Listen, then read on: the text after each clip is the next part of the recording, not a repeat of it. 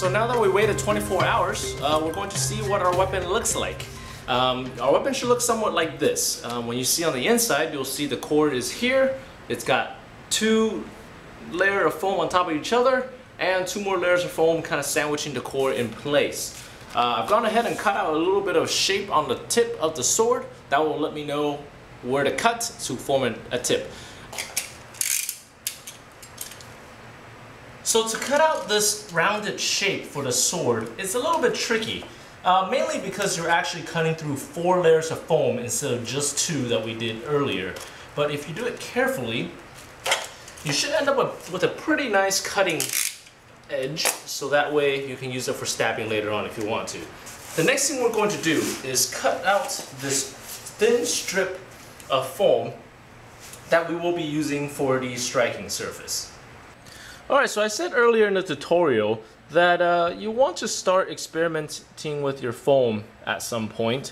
For me, this is the REI Camp Pad. The REI Camp Pad is about 3 times more expensive than a Walmart blue foam. Believe it or not, that's because they actually use it for camping. But I like to use it because it provides more of a cushion when I use it for a striking surface. It feels softer, so that way it doesn't hit quite as hard. But you can use a Walmart blue foam because it does exactly what you want to do anyways. So this part is a little bit tricky. What you see here, I drew out a little outline of where I want to cut. The width of this is actually less than 2 inches. When you look at your weapon like this, 4 layers of this is actually a little bit less than 2 inches. So you actually want to get a precise measurement if you can, because the straighter your lines are, the better the weapon is going to look, so you don't end up with jagged edges. But you know what, it's fine because the way that I'm doing this for a basic sword is actually not very scientific at all. I put my sword on the pad like this, and I just go like this to determine both how long it needs to be and how wide it needs to be. So basically what I do now is I cut out this strip. I do it twice because we need 2 layers of this padding to make it soft and usable on other people. Then I go ahead and just glue them on top of each other. You can actually use the double-sided carpet tape if you want. If you have purchased it from Walmart, you can use it. It's a little bit quicker, but I personally just like dapping it all together. So let's go ahead and do that. Okay, so now what I'm doing is I am going to go ahead and glue this on top once.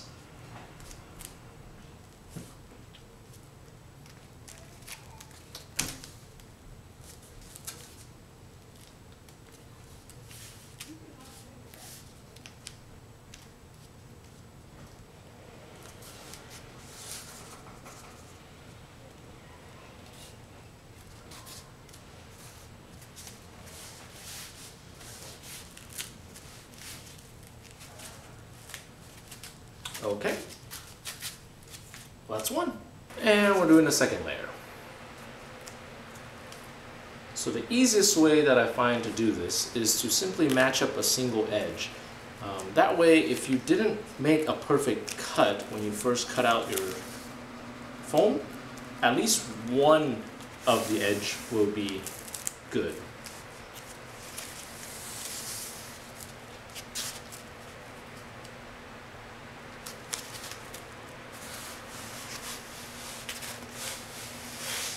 Alright, so now that I got this weapon done, we're almost done. We just have a few more things that we need to do, starting with the stabbing tip. So every single group has their own different rules on what counts for stabbing and what doesn't. So again, if you want to make a weapon that is safe for stabbing, I recommend talking with your group leader first, find out what the rules are, and then do that. But I'm going to go ahead and show you how I could do my stabbing tip, and I've used it before in many different groups, and I consider it pretty safe. So we'll go ahead and do that. Alright, so to make a stabbing tip, what I'm doing is I'm getting a small piece of open cell foam, which you can also get from Walmart or fabric stores like Joann. It comes in a sheet like this. It's an inch of squishy open cell foam cushion. And what I'm doing is I'm basically gluing it onto the tip of my weapon like so. So I have one layer. Then I'm going to take another strip of the regular camp pad, and I am going to glue it like so.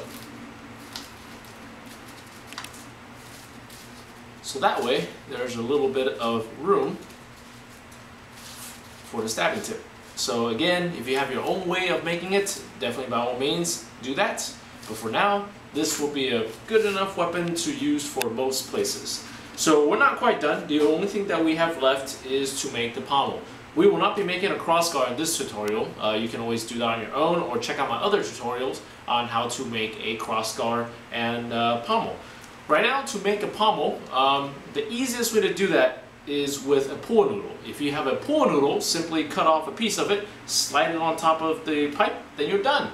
But since I don't have a pool noodle, I'm actually going to go ahead and do a different method of building. Alright, so to construct a pommel, what I'm doing is I'm cutting out a strip of foam about 13 inches long and about 2 inches wide. And what I'm doing is I'm basically wrapping this around the end of the core to make a round pommel about 2.5 inches wide. That way it's safe enough for most groups so that it doesn't accidentally go into a knife. So what I'm doing, instead of dapping it onto the rod, I'm actually using the double-sided carpet tape. So I put the tape on the blue foam and I peel it off so that way it's sticky. And you'll also notice that I cut a little slant on each side of the foam. That way it will roll on top of itself easier. So what I'm doing, I'm basically just putting it on the rod and I'm rolling it on top of each. So this should make a pommel about 2.5 inches long, 2.5 inches wide. Okay, so now that I have this, I'll have to get some duct tape and reinforce it just so it doesn't fly open. In fact, I'll probably duct tape this whole thing around. And I am almost done. So now what I'm going to do is I'm going to have to cap it off by having another layer of foam. So what I'm doing is I'm putting the pommel above the foam and I'm drawing a circle out of it. It's not perfect, but that's okay. So cut out the circle, tape it to the bottom of the pommel, and then we're about done. The rest of it is just the grip. In that case, there are many different ways of making a grip. I'll be showing you how to make a grip out of rope. That's the one that I like to use for it. But pretty much at that point, you have a pretty good looking weapon. So making a grip is actually pretty simple. What I'm doing is I'm actually just going to go ahead and wrap my grip with a thin rope like this. So I put double tape on my handle, and what I'm doing is very simply wrapping the rope around the handle, like so. Again, this is only one way of making a grip. I'm sure everyone has their own special way of making it, but this is what works for me, and I really prefer this grip. It's very comfortable, and it lasts a long time too.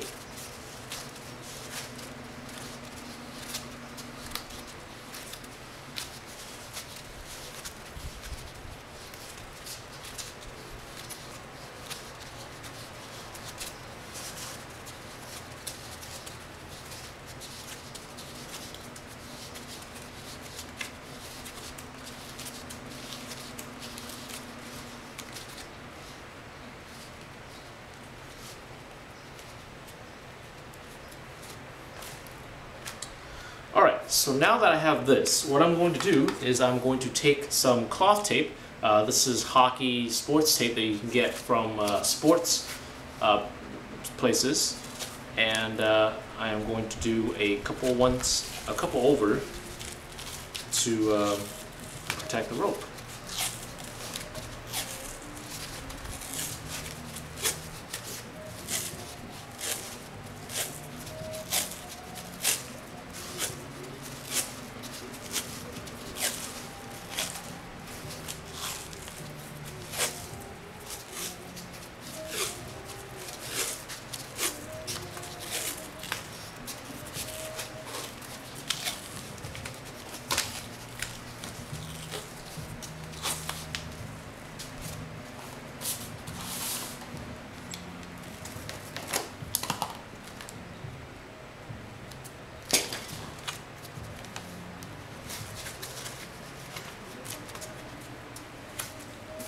And there you have it.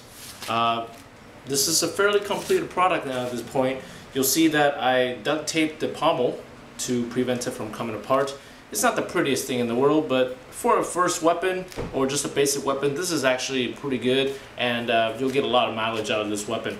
As far as the tip goes, what I'm going to do is I'm going to take the same kind of cloth tape and actually just do a quick tape down of my tip so that way it stays in place. You never want to use duct tape on areas that are actually the striking surface. Reason for that is because duct tape is not very flexible. So if you duct tape a striking surface, the foam underneath will not be able to stretch and breathe as easily. If you use cloth tape, it's actually a little bit better. It will be able to stretch, compress, and do what you need to do. So you're pretty much done at this point. Most groups will require you to use a cloth cover. I actually recommend that as well, so that way the cloth is being worn instead of the actual weapon itself. So what you can do is you can either sew on a cloth cover if you know how to sew, or simply go to the store and pick up a long sock and put the sock on the weapon, then you're done. I hope you enjoyed this tutorial. Definitely use it and go out there and have some fun.